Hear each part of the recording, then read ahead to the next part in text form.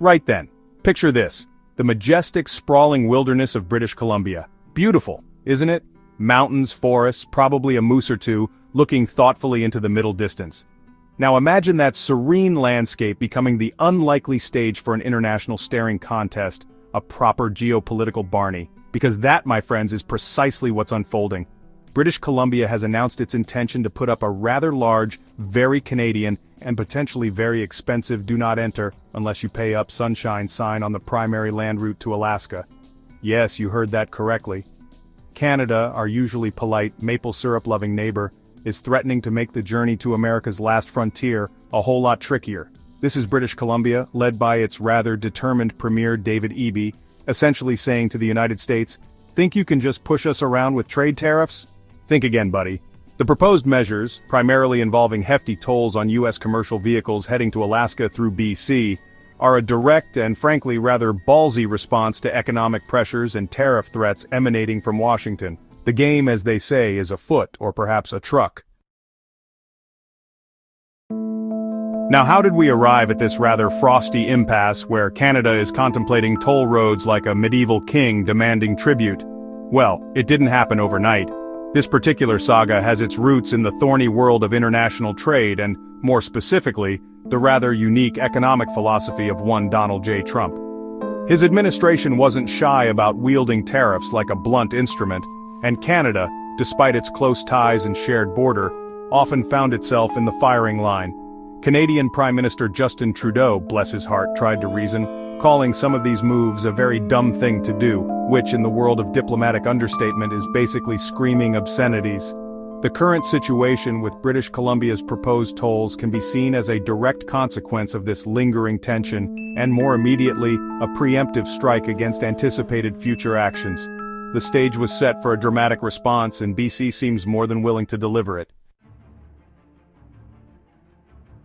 Enter Premier David Eby of British Columbia, a man who clearly decided that if you're going to respond to a trade threat, you don't bring a pea shooter to a cannon fight.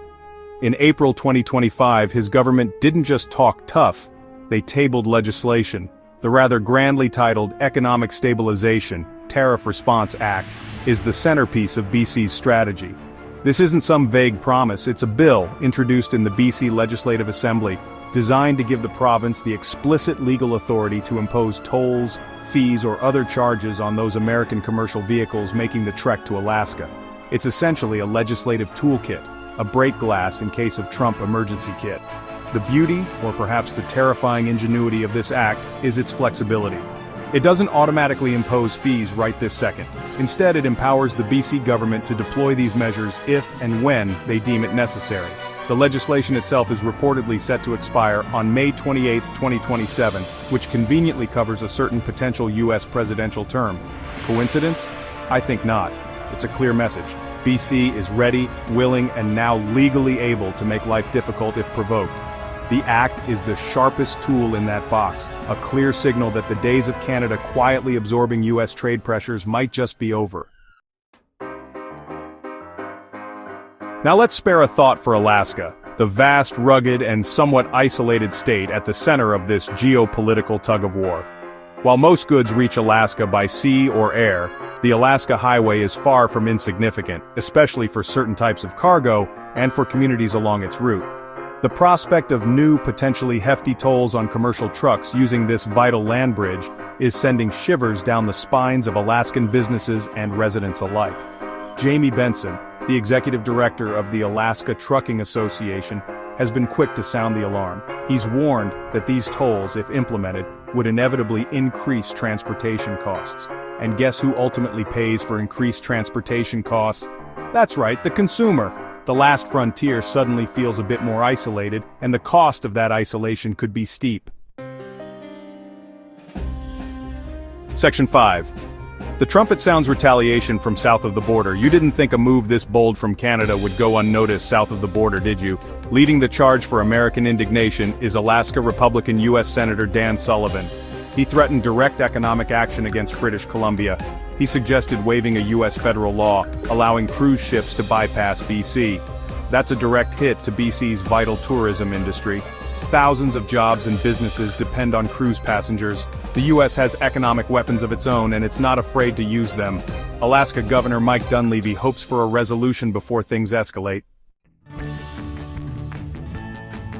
Section 6, Team Canada assembles, provinces rally against U.S. pressure. Now you might think this is just a British Columbia versus the USA kind of showdown, a plucky province taking on a superpower. But you'd be mistaken. It seems Premier Ebby's bold stance has struck a chord across the true North, strong and free. There's a definite Team Canada vibe emerging, with other provinces and even the federal government signaling that they're not going to let BC stand alone against American economic pressure. Prime Minister Justin Trudeau, while perhaps preferring a less confrontational approach, has a history of responding to U.S. tariffs with retaliatory measures of his own. His government has previously stated its goal is the removal of all tariffs to ensure free trade, but they've also shown they're willing to fight fire with fire when necessary. Premier Eby himself has stressed this Team Canada approach, suggesting a united front is the best way to counter what he sees as unfair U.S. tactics. And it's not just talk. Other provinces are starting to announce their own potential countermeasures. Take Ontario, for example, Canada's industrial heartland. Its premier, Doug Ford, has reportedly announced plans for a hefty 25% surcharge on electricity exported to the U.S. Then there's the Yukon, BC's northern neighbor, and another territory directly impacted by the Alaska Highway. Yukon Premier, Ranj Pillai, has declared his own set of measures, including halting the purchase of American products for government use and restricting U.S. businesses' access to government contracts. Section 7, Beyond the Highway Cruise Ships and Consumer Woes. The ripple effects of this trans-border tiff extend far beyond the tarmac of the Alaska Highway and the cabs of long-haul lorries. We've already touched upon Senator Sullivan's threat to BC's cruise ship industry, and that's a perfect example of how interconnected these economies are, and how easily one dispute can spill over into seemingly unrelated sectors. The cruise industry is a behemoth for British Columbia's coastal economy.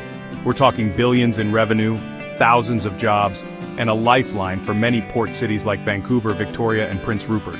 The thought of those gleaming white ships sailing right past, full of tourists who won't be disembarking to buy indigenous art or sample local craft beers, is a truly terrifying prospect for many in BC. This potential blow to tourism is a stark reminder that economic retaliation is rarely a precision strike. It's more like a blunderbuss, scattering pellets far and wide. If the U.S. does indeed waive the foreign stop requirement for Alaska-bound cruises, the immediate impact on BC would be devastating. It's a vicious cycle where political posturing translates into real-world financial pain for ordinary people just trying to make a living or buy their groceries.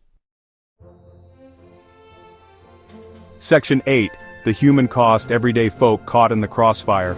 Beyond the grand pronouncements of premiers and senators, beyond the dizzying figures of trade deficits and tourism revenues, lies the human element.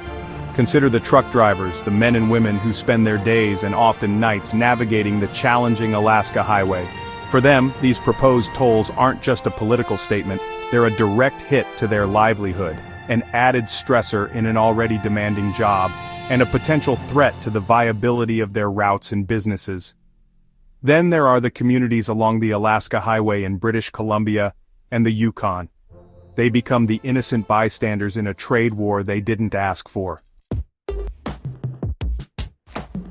Section 9. A fork in the road, navigating the uncertain future. So here we stand, on the precipice of what could be a rather messy and protracted trade skirmish between two of the world's closest trading partners. The situation, as of early June 2025, remains incredibly fluid. British Columbia's Economic Stabilization, Tariff Response Act has been introduced, a clear statement of intent, but the specific details of how, when, or even if these controversial tolls will be implemented are still somewhat up in the air. It's a waiting game, a high-stakes poker match where both sides are trying to read the other's tells. The potential for escalation is palpable. We have threats of retaliatory measures from U.S. politicians, particularly targeting BC's vulnerable cruise ship industry. We have other Canadian provinces signaling their support for BC's stance, and even proposing their own countermeasures against U.S. trade. The hope, of course, is that cooler heads will prevail, that diplomatic channels will open up, and that a negotiated settlement can be reached before significant economic damage is inflicted on both sides. Ultimately, This standoff over the Alaska Highway is a symptom of a larger strain in the U.S.-Canada relationship, particularly concerning trade.